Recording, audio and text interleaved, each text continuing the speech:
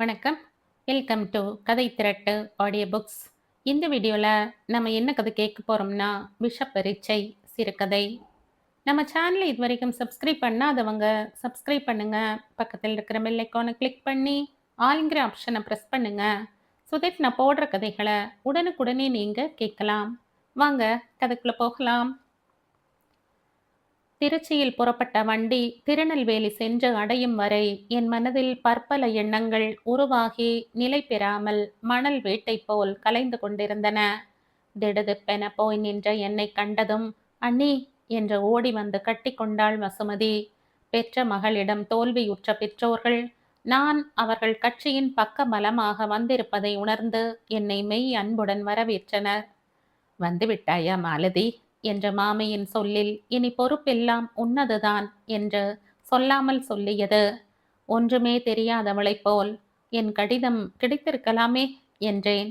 அண்ணி, என் திருமண விஷயமாக வந்திருந்தால் உனக்கு தோல்வி நிச்சயம் என்றாள் வசுமதி. காரியம் சாதிக்க விரும்புகிறவர்கள் முதலில் எதிரியின் போக்குக்கு பணிய வேண்டும், பின்னர் அவர்களை தம் வழியில் திருப்ப வேண்டும் என்று சமீபத்தில் ஏதோ ஒரு புத்தகத்தில் படித்திருந்தேன். அதன்படி நடக்க தீர்மானித்த நான், அது பற்றி இப்பொழுது என்ன? எனக்கு மிகவும் களைப்பாக இருக்கிறது. குளித்து சாப்பிட வேண்டும் என்று பேச்சை மாற்றி உள்ளே நுழைந்தேன். மாமியார் வேலைக்காரிக்கு உத்தரவிட்டார் வெந்நீர் விழாவி வைக்க. தான் அடுப்பங்கரையில் புகுந்தார் எனக்கு விருந்தளிக்க. சோப்பு பெட்டியுடன் பாத்ரூமினுள் செல்லும் போது, இப்படியும் ஒரு பெண் இருக்குமா என்ற கேள்வியை சொடுக்கினாள் வேலைக்காரி முத்தம்மா. அவள் ஆரம்பித்த தோரணை உண்மை அறிய வேண்டுமானால் என்னை கேள் என்பது போல் இருந்தது. அவளிடம் பேசிக்கொண்டிருக்க அது சமயமல்ல. வேண்டுமானால் சந்தர்ப்பம் நேரும் பொழுது அவளை பயன்படுத்தி கொள்ளலாம் என்ற உள் உணர்வு உணர்த்தியது. குளித்து சாப்பாட்டை முடித்து கொண்ட போது வசுமதி எங்கேயோ வெளியே போக கிளம்பி கொண்டிருந்தாள். எங்க வசு, நான் வந்ததும் வராததுமா கிளம்பிட்ட? இன்னும் 1 மணியில் திரும்பி விடுவேன் என்றவள் 2 நகர்ந்தாள். நானும் வரலாமோ என்றபோது மாமியார் தடை விதித்தார். மகளின் குறையை தனித்து பேசவே என்னை நிறுத்தி கொண்டார் என்பதை பின்னால் தெரிந்து கொண்டேன். நீலவர்ண ஜார்ஜெட் சில்க் புடவையை படிப்படியாய் அடுக்கி வைத்து கட்டியிருந்தாள். கழுத்திற்கு பட்டை பிடித்த காலர், முழங்கை ஃப்ரில் அமைந்த அதே நிற சோழி அந்த புடவைக்கு மிகவும் மேட்சிங்காக இருந்தது. கழுத்தை சுற்றி பட்டை பிடித்தது போன்ற செயின், அதே மாடலில் காதுத்தோடு. ஒரு கையில் மட்டும் கடிகாரம் அணிந்திருந்தாள். மற்றைய கரம் மழமழவென மொட்டையாக இருந்தது. பஸ் கண்டக்டரை போல தோளில் தொங்கவிடப்பட்ட தோல் பையை அவள் கை பிடித்திருந்தது. சுருள் சுருளான தலையை 2 பிரிவாக்கி பின்னலிட்ட சடை நடக்கும்போது அங்குமிங்குமாக ஊஞ்சலாடியது.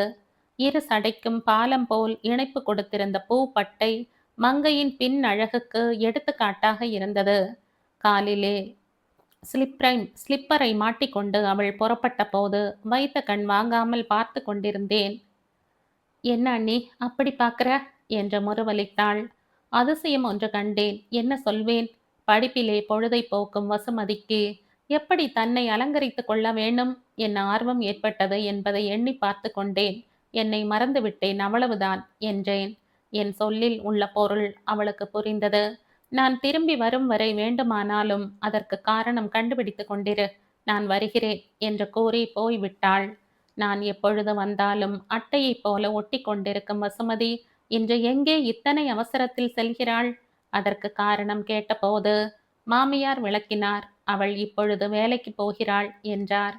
அதை கேட்டதும் எனக்குள் எழுந்த அதிர்ச்சி அடங்க ஒரு கணம் பிடித்தது. உத்தியோகம் பார்க்கும் பெண்ணை எப்படி விவாகத்திற்கு சம்மதிக்க வைப்பதென்ற பயமும் கூடவே பிடித்து கொண்டு விட்டது. எங்கே வேலை பார்க்கிறாள், என்ன வேலை பார்க்கிறாள் என்று ஒரே மூச்சில் அடுக்கினேன். பேராசிரியர் கங்காதரனிடம் டைப்பிஸ்டாக வேலை பார்த்து வருகிறாள், 6 மாதமாக என்றதும் தூக்கி வாரி போட்டது எனக்கு. ஆண்களோடு சரி சமமாக பழகுவது இன்றைய பெண் உலகின் முன்னேற்றம்தான், இல்லை என்று சொல்வதற்கில்லை. ஆனால் நான் வந்த காரியம் எந்த அளவுக்கு வெற்றி பெறுமோ தெரியவில்லை. நான் வந்து 3 நாளாகிவிட்டது. இந்த 3 நாளில் முழுசாக 1 மணி நேரம் வசுமதியிடம் பேசவோ அவள் மனதை மாற்றவோ சந்தர்ப்பம் கிடைக்கவில்லை. முயற்சிக்கே இடம் கிடைக்காத போது வெற்றி கிடைக்கும் என்று எப்படி தீர்மானிப்பது? எப்படியும் நம்பிக்கையை கைவிடாமல் சந்தர்ப்பத்திற்காக காத்திருந்தேன். வசுமதியின் அறைக்கு சென்றபோது அவள் கையில் ஏதோ ஒரு பத்திரிகையை வைத்து வெகு உன்னிப்பாக படித்து ரசித்து கொண்டிருந்தாள். என்ன பத்திரிகை புதியதா என்றதும் திரும்பி பார்த்தாள். ஆமாம் அண்ணி, இந்த வார செங்கமலம். இதில் ஆசிரியர் கங்காதரன் எழுதிய சமூகத்தில் சாக்கடை என்ற கட்டுரையை படித்து பாரேன்.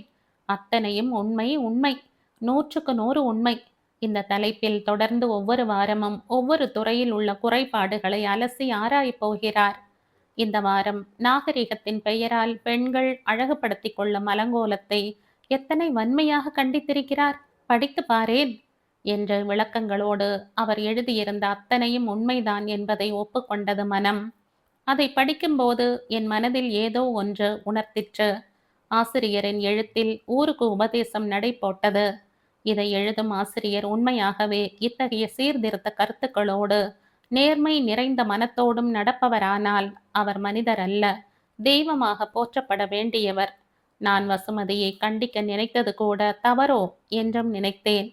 எதையும் ஆராய்ந்து பார்த்தே முடிவுக்கு வர வேண்டும் என்ற எண்ணம் தோன்றவே ஆசிரியர் கங்காதரனை நேரிலேயே சென்று பார்த்து வருவதென்னும் முடிவுக்கு வந்தேன்.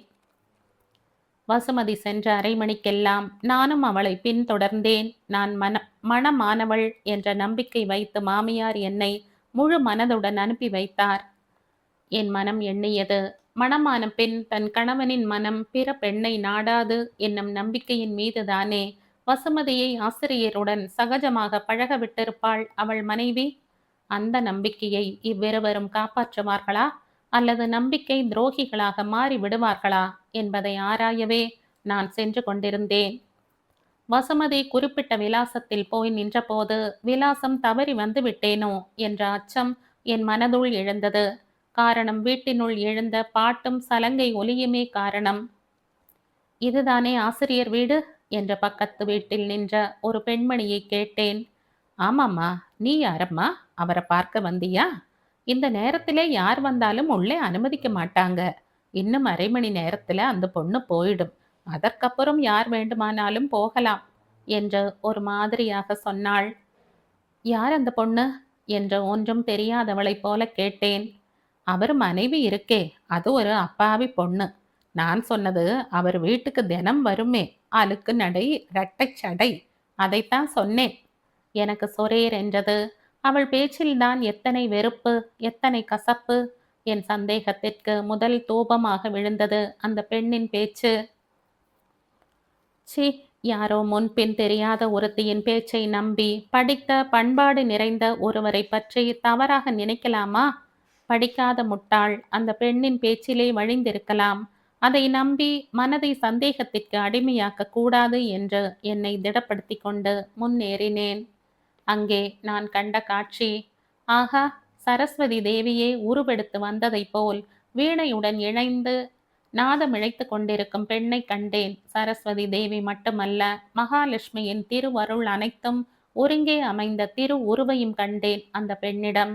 மஞ்சள் மின்னும் மதிமுகம், மாங்கல்யத்தின் பொலிவை விளக்கும் குங்கும திலகம், சிரித்த செந்தாமரை முகத்தினளாய் பாடிக்கொண்டிருக்கும் அந்த பெண்ணை தெய்வமாய் நினைத்து கும்பிட கரம் குவித்தேன். கூப்பிய கரத்துடன் என்னை கண்டதும் ஆசிரியர் எழுந்தார். எனக்கு வணக்கம் தெரிவித்து அங்கிருந்த நாற்காலியை காட்டி உட்கார சொன்னார். பாட்டி நின்றது. ஆடிக்கொண்டிருந்த வசு திரும்பி பார்த்து என்னை கண்டு திடுக்கிட்டு நின்றாள். வா அண்ணி, என்னிடம் நீ வருவதாக சொல்லவில்லையே என்று என்னை வரவேற்று நான் யார் என்றும் எதிரே இருந்தவர்கள் யார் என்றும் அறிமுகப்படலம் நடத்தி வைத்தாள். ஆசிரியரின் முகத்தை உற்று நோக்கினேன். வசுமதி விளக்கியது போல் களங்கமற்ற முகம்தான், தீட்சண்யம் நிறை கண்கள்தான். ஆசிரியருடைய கண்களிலே மிதக்கும் அந்த நூதன ஒளி வெள்ளத்தினூடே என் ஆராய்ச்சியே செலுத்த தொடங்கியது மனம். அதன் முடிவை நினைத்து குழம்பிக் கொண்டிருந்த போது வசுமதி சொன்னாள், உங்கள் சமூகத்தில் சாக்கடையை படித்துவிட்டு அப்படியே அசந்து போனாள் அண்ணி என்றாள். போற்றப்பட வேண்டிய கட்டுரை என்றேன். அப்படியெல்லாம் ஒன்றுமில்லை, அவ்வப்போது மனதிற்கு தோன்றும் கருத்துக்களை எழுதி வருகிறேன் என்று அடக்கமாக பதிலளித்தார் ஆசிரியர். உங்கள் பெருந்தன்மைக்கு உரைகள் உங்கள் பேச்சு என்று கூறிவிட்டு சற்று நிதானத்துடன் மீண்டும் பேசத் தொடங்கினேன். உங்கள் கதை கட்டுரைகளை அவ்வப்போது படித்து மகிழும் வாசகர்களில் நானும் ஒருத்தி. அவைகளை படிக்கும்போது நான் நானாக இருப்பதில்லை. வானலோகத்திலே காற்றோடு காற்றாக பறப்பதைப் போன்ற நிலையை அடைவேன். உலகம் புகழும் உங்கள் இலக்கிய மேதமை நான் புகழுவதனால் சூரியனுக்கு அதிக ஒளி என்பது போலவும், மல்லிகைக்கு மனம் அதிகம் என்று சொல்வதற்கும் ஒப்பாகும். சூரியனுக்கு ஒளி எத்தனை இயற்கையோ, மல்லிகையில் மனம் எப்படி இயற்கையோ, அத்தனை இயற்கை உங்கள் இலக்கியம். நன்மையை உணரும் சக்தி மக்களுக்கு என்றும் உண்டு. அதில் அவர்கள் கைதேர்ந்த ஆராய்ச்சியாளர்கள் என்றேன். பேச்சோடு பேச்சாக உன்னையே புகழ்ந்து கொள்கிறாய் அண்ணி. உள்ளதை சொன்னேன். அவரது எழுத்துக்களை கற்றறிந்த ஒவ்வொருவரும் விரும்பி படிப்பார்கள் என்றேன். இதுவரை எங்கள் பேச்சையே கவனித்துக் கொண்டிருந்த அவர் மனைவி சொன்னாள், உலகம் முழுவதும் விரும்பி படிக்கும் இவரது கதைகளை என்று பெருமை பொங்க கூறினாள். ஆகா, அவள் சொல்லில்தான் எத்தனை பெருமை, எத்தனை உரிமை! இத்தகைய தெய்வீக தன்மை வாய்ந்த மனைவியின் அன்பை தட்டி பறிக்க மற்றொரு பெண், பெண்ணல்ல பெண் உருக்கொண்ட பேய் காத்து நிற்கிறாளோ? ஏனோ வசுமதியை ஆசிரியர் அருகாக கண்டதும் என் மனதுள் இந்த எண்ணம் எழுந்தது. உங்களோடு வெகு நேரம் பேசிக்கொண்டிருக்க வேண்டும் போல் விருப்பம் இருக்கிறது. ஆனாலும் நேரமாகிவிட்டது. மற்றொரு முறை வருகிறேன். இனி அடிக்கடி சந்திப்போம் என்று அவர் மனைவி என்ற தெய்வீக உருவிடம் கூறினேன். ஆசிரியரும் அவர் மனைவியும் வாசல் வரை வந்து வழியனுப்ப வீட்டுக்கு புறப்பட்டேன். வீட்டுக்கு வந்தது முதல் கேள்வியாக கேட்டாள் வசுமதி. ஆசிரியரை பற்றி உன் அபிப்பிராயம் என்ன அண்ணி? நான் எதிர்பார்த்திருந்த சந்தர்ப்பம் வந்தது. அவள் வாய் மூலமாகவே அவளுடைய ஆசிரியரை பற்றி உணர்த்த வேண்டும். இலக்கிய உலகில் அவர் சிறந்த மேதை என்பதை ஒப்புக்கொள்கிறேன். நான் என்ன, அகில உலகமும் ஒப்புக்கொள்ளுமே. ஆனாலும் கேள்வியை சொடுக்கி நிறுத்தினேன். என்ன அண்ணி, ஆசிரியர் கங்காதரன் வாலிப வயதினர்தானே? ஆம். அவருக்கும் ஆண் மனம் உண்டு. என்ன சொல்கிறாய் அண்ணி? அழகும் யவ்வனமும் நிறைந்த உன் போன்ற பெண் உணர்ச்சிகள் நிறைந்த ஆண்களோடு நெருங்கி பழகுவது என்றுமே நல்லதல்ல. வசுமதியின் முகத்தில் 1000 சலனங்கள் அலை மோதின. உலகத்தில் ஒரு சில ஆண்களைப் போல் என் ஆசிரியரையும் எண்ணி விடாதே. ஆண்மனம் என்றுமே நல்லதுதான். உன் போன்ற சூழ்நிலைகள் அவர்களை கெடுக்காதவரை. நீ தவறான முடிவு கொண்டிருக்கிறாய் அண்ணி. நான் என்ன 1000 அரம்பையர் அவரை சூழ்ந்து நின்றாலும் பால் போன்ற அவர் மனதில் களங்கம் ஏற்பட முடியாதண்ணி. வேண்டுமானால் உனக்கு பரீட்சித்து காண்பிக்கிறேன் பார் என்று ஆத்திரம் பொங்க கூறினாள். கோபத்தில் முகம் சிவந்ததைப் போல் படபடப்பால் உடம்பே ஆடிக்கொண்டிருந்தது. சொன்னதை நிரூபித்தே தீருவேன் என்னும் உறுதி பார்வையில் பளிச்சிட்டு மின்னியது. பேயோட்ட வந்த மாந்திரீகனை பேய் பற்றி கொண்டது போல், வியாதி தீர்க்க வந்த வைத்தியனை நோய் தொற்றிக் கொண்டதைப் போல் நான் அவள் மனதை மாற்ற எடுத்துக்கொண்ட முயற்சி அவளையே பலி வாங்கிவிடுமோ என அஞ்சியது என் மனம். வேண்டாம் இந்த விபரீத விளையாட்டு. விஷ பரீட்சை செய்யப்போய் நீயே அந்த விஷயத்திற்கு பலியாகி விடாதே வசு என்று கேட்டுக்கொண்டேன். விஷ பரீட்சை எப்படி முடியுமோ என்ற பயம் என்னை பற்றி கொண்டது. காலம் அவள் மனதை மாற்றட்டும், காலத்தோடு சேர்ந்து நாமும் அவள் மனதை மாற்றலாம் என்று காத்திருந்தேன். ஆனால் காலம் எனக்காக காத்திருக்கவில்லை. என்னை உடனே புறப்பட்டு வரும்படி என் கணவரிடமிருந்த அவசர அழைப்பு வந்ததின் பேரில் உடனடியாக புறப்படும் நிர்பந்தம் நேர்ந்தது. தற்போதைய என் தோல்வியைக் கண்டு கேலி செய்தார் என் கணவர். வெற்றி கொண்டாடுவது அப்புறம் இருக்கட்டும், உங்கள் தங்கை பண்பாட்டினின்றும் சரிந்து கொண்டிருக்கிறாள். தூக்கி நிறுத்த தைரியம் இல்லாவிட்டாலும் கைகொட்டி தாளம் தட்டாமலாவது இருங்களேன் என்று விடுக்கென கேட்டுவிட்டேன். அதன் பின் அவர் வசுமதியை பற்றி பேசுவதே இல்லை. அவருக்கு தெரியும் தங்கையின் பிடிவாதம் எத்தனை உரம் வாய்ந்ததென்ற. என் மனமோ அவளது விபரீத போக்கை எண்ணி எண்ணி புழு போல அரித்து கொண்டிருந்தது. என்னிடம் சவால் விட்டதைப் போன்று விஷ பரீட்சையில் இறங்கியிருப்பாளோ? வசுமதியின் சவாலை போல ஆசிரியர் உறுதியுடன் இருப்பாரா? சபலத்துக்கு அடிமையாகி விடுவாரா?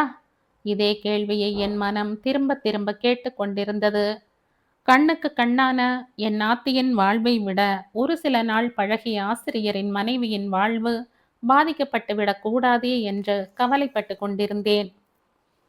திடுதிப்பென ஒரு நாள் கடிதம் வந்தது வசுவிடமிருந்து. கல்யாணம் செய்து கொள்வதென முடிவு செய்துவிட்டேன். உடனே புறப்பட்டு வரவும் என எழுதியிருந்தாள். என் மனதில் பற்பல சந்தேகங்கள்.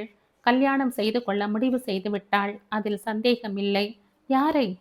இந்த கேள்விதான் பெரிதாக விரிந்து என்னை வதைத்தது. பெரியவர்கள் பார்த்து குறித்த வரனையா அல்லது அவள் தேர்ந்தெடுத்த ஆசிரியரையா? அவள் தேர்ந்தெடுத்திருப்பது நன்மையையா தீயதையா? தீயதாக இருந்தால் அதற்கு ஒரு நாளும் இடம் கொடுக்காது.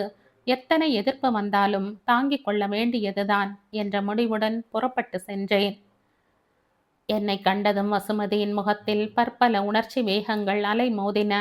உள்ளத்தில் மட்டுமல்ல, உருவத்திலும் தான் எத்தனை மாறிப் போயிருந்தாள். யாரையும் அலட்சியம் செய்யும் துடுக்கு நடை எங்கே? பார்ப்பவர் இறங்கும் வண்ணம் அலங்கரித்த அழகு கவர்ச்சி எங்கே? இத்தனை அடக்கம் எங்கிருந்து எப்படி வந்தது? பணிவுடன் என் அருகில் வந்தவள், அண்ணி, எனக்கு தோல்வி என்றாள். தெரியும், எப்படியும் நீ என் வழிக்குத்தானே வரவேண்டும். பெரியவர்கள் பார்த்து வைத்திருக்கும் வரன். இன்ஜினியரிங் படித்திருக்கிறான். பெரிய கம்பெனியில் வேலை பார்க்கிறான். அண்ணி, கிரீச்சிட்டு காதை பொத்தி கொண்டாள் வசுமதி. அண்ணி, நீ அப்படி எண்ணியிருந்தால் தோல்வி உனக்குத்தான் என்றாள். என்ன சொல்கிறாய் வசு? நான் வைத்த விஷப்பரீட்சை என்னையே விழுங்கிவிட்டது அண்ணி. இனி என்னால் ஆசிரியரை பிரிந்து ஒரு நிமிஷம் கூட வாழ முடியாதண்ணி. அதனால் அவரையே கல்யாணம் செய்து கொள்வதென முடிவு செய்து விட்டேன். சி, வாய் மூடு. அவர் மீது அன்பு கொள்ள உனக்கு என்ன உரிமை இருக்கிறது? அவர் அன்புக்கு பாத்திரமாகி உரிமை கொண்டவள் ஒருத்தி உயிரோடு இருப்பதையே மறந்து விட்டாயோ? பிறர் சொத்தை அபகரிக்க நினைப்பவர்களுக்கு கிடைக்கும் தண்டனை என்னவென்பது தெரியும் அல்லவா? காதலுக்கு கண் இல்லை. யார் சொன்னது அப்படி?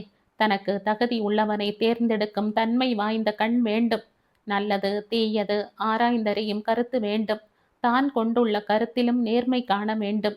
நேர்மையற்ற அன்பை காதல் என்று சொல்ல மாட்டார்கள். காதலுக்கு கண் இல்லை என்று சொல்கிறாயே நீ?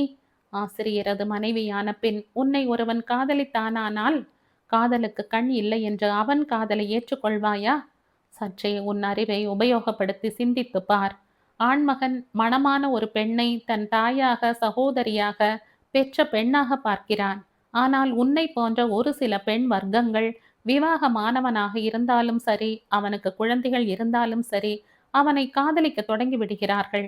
இப்போது சொல், விவாகமான பெண்களுக்கு விரோதிகள் யார்?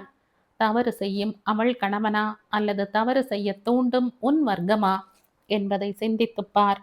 அதனால் தான் சொல்கிறேன், மனைவி மக்கள் என்று அவரை சூழ்ந்திருக்கும் பொன்மயமான வண்ண நிலா வாழ்க்கையில் கருமேகமாக நீ படர்ந்து செல்லாதே. நல்ல மரத்தில் புல் உருவி பாய்ந்தது போல, வாழும் மனையில் நச்சுப்பாம்பு புகுந்தது போல, மலர் கூட்டத்தில் கருநாகம் நுழைந்தது போல நுழையாதே. ஒரு பெண்ணின் சமாதியில் மற்றொரு பெண் இன்ப மாளிகை எழுப்பும் கொடுங்கோன்மைக்கு உன்னால் ஒரு முடிவு ஏற்படட்டும். அவரை விட்டு விலகிப்போ. அவர் மீது நீ கொண்டுள்ள ஆசையை இன்றோடு அணைத்துவிட்டு உனக்கு தகுந்தவனை, உன்னை போல மனமாகாத இளைஞன் ஒருவனை தேடிக்கொள் என்று வெறி கொண்டவளைப் போல் கத்தினேன். நான் பேச பேச அவள் பாறையாய், அசைவற்ற கல் சிலையாய், பிடித்து வைத்த மண்ணாங்கட்டியாய் நின்று கொண்டிருந்தாள். என்ன நினைத்தாளோ திடீரென்று அண்ணி என்று கத்தினாள்.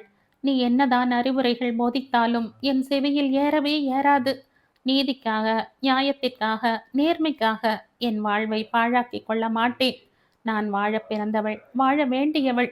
என் வாழ்வு மலரப்போகும் நேரத்தில் உன் சுடு நெருப்பால் பொசுக்கிக் கொள்ள மாட்டேன். நானோ என் ஆசிரியரோ அவர் மனைவியோ வகுத்து கொண்ட வழிக்கு குறுக்கு சுவராக நீ கிளம்ப முடியாது. இதை தெரிந்து கொள் என்று கூறியவள் விற்றென தன் அறைக்கு சென்ற கதவை தாளிட்டு கொண்டாள். என் மூளை குழம்பியது. இத்தனை நேரம் நான் முட்டி கொண்டதெல்லாம் கருங்கல் பாறை மீதுதானா? என் மண்டையை உடைத்து கொள்வதுதான் நான் கண்ட வெற்றியா? என் மனம் ஆழ்ந்த சிந்தனையில் மூழ்கியது. திடீரென ஒரு எண்ணம், அதுவே கடைசி முயற்சியாக வேண்டுமானாலும் இருக்கட்டும் என்று துணிந்து ஆசிரியருக்கே ஒரு கடிதம் எழுதினேன். அகில உலகம் போற்றி புகழும் அறிவு சுடரே, ஒரு வேண்டுகோள். பிறருக்கு அறிவுரைகள் போதிக்கும் தங்களை போன்றோர் பேரறிஞர்கள் அந்த ஞானத்தை எழுதுவதோடு மட்டும் நிறுத்தி கொள்ளாமல் சமூகத்திற்கும் கூட வழிகாட்டியாகவும் நடப்பார்களேயானால் உலகம் என்றென்றும் நன்றி கடன் செலுத்த காத்திருக்கும். ஞானிகள் என்று போற்றக்கூடிய தங்கள் போன்றோர்க்கு மனை விளக்கிற்கும் மின் விளக்கிற்கும் உள்ள பேதத்தை உணர்ந்து கொள்ள முடியாதது வருந்தத்தக்கனவே. 1000 வசுமதிகள் சுலபமாய் கிடைக்கலாம். ஆனால் தங்கள் மனைவியை போன்ற தெய்வ பிறவி 1000ல் ஒருத்தி கூட அகப்படமாட்டாள். உங்கள் ராணி என்றும் உங்கள் இதய ராணியாகவே வாழ வேண்டியவள். உங்கள் மனைவியின் சார்பாக மட்டும் இதை கேட்கவில்லை. உங்கள் புகழுக்கும் பெருமைக்கும் கரும்புள்ளியாக வசுமதியின் உறவு அமைந்துவிடக் கூடாது என்பதே எனது கவலை. இது என் ஒருத்தியின் வேண்டுகோள் என்று ஒதுக்கித் தள்ளாமல், இந்த சமூகத்தின் எதிர்பார்ப்பு என்பதையும் புரிந்து கொண்டு தகுந்த முடிவெடுப்பீர்கள் என எதிர்பார்க்கிறேன் என்று எழுதி அனுப்பினேன். என் கடிதம் எத்தகைய மாற்றத்தை உருவாக்குமோ என்று காத்திருந்தேன். வசுமதி என்னை உடனே புறப்பட்டு வர சொன்னாள். நான் அங்கு சென்றபோதுதான் உண்மை புரிந்தது. ஆசிரியர் வசுமதியை வேலையினின்றும் நிறுத்திவிட்டார். என் கடிதம் நல்ல திருப்பத்தை விளைவித்திருப்பதை அறிந்தபோது மகிழ்ந்தேன். வசுமதியிடம் கேட்டேன். வசுமதி, நீ வைத்த விஷ பரீட்சையில் நீதானே சிக்கிக் கொண்டாய். ஆசிரியர் உறுதியோடு தானே இருக்கிறார். அந்த வகையில் உனக்கு வெற்றிதானே. 1000 அரம்பையர் வந்தாலும் அவர் மனதை மாற்ற முடியாது என்றுதானே சவால் விட்டாய். உன்னால் கூட அவரை அசைக்க முடியவில்லை அல்லவா? ஆகவே உனக்கு வெற்றிதானே. அந்த வெற்றியை என் மனம் ஏற்கவில்லை. எனக்கு அவர் வேண்டும். என்னை, என் அன்பை அவருக்கு புரிய வைப்பதற்காகவே உன்னை வரவழைத்திருக்கிறேன். அவர் துணை, அவரது அன்பு கிடைக்காமல் என்னால் வாழ முடியாதண்ணி. உன்னை பற்றி எனக்கு கவலை இல்லை. ஒரு உயர் நிலையில் இருப்பவர், சமூகத்துக்கு நன்மை வழங்குபவர், சமூகத்தாரால் போற்றப்படுகிற ஆசிரியரின் வாழ்வில் களங்கம் படியாமல் இருப்பதே அவருக்கும் பெருமை. அவரை போற்றுகின்ற, பாராட்டுகின்ற, நேசிக்கின்ற மக்களுக்கும் பெருமை என்று என் மனதில் பொங்கிய பெருமையை கொட்டிவிட்டு போற்ற தகுந்த ஆசிரியர் கங்காதரனை மானசீகமாக வணங்கிக் கொண்டேன்.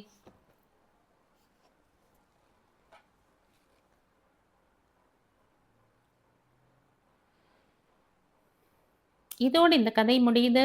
இந்த கதை உங்களுக்கு பிடிச்சிருந்தா லைக் பண்ணுங்க, ஷேர் பண்ணுங்க, சப்ஸ்கிரைப் பண்ணுங்க. மற்றும் ஒரு இன்ட்ரெஸ்டிங்கான கதையோட அடுத்த வீடியோவில் சந்திப்போம். பாய். தேங்க்யூ.